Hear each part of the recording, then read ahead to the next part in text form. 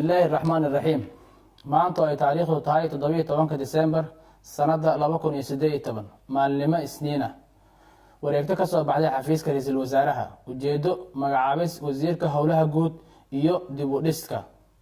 kadib markii uu tixgeliyay laga maarmaanimada in la buuxiyo xilka wasiirka howlaha guud iyo dib u dhiska oo banaanaaday ra'iisul wasaaraha xukuumadda federaalka Soomaaliya Mudane Xasan Cali Khayre waa uu xilka wasiirnimo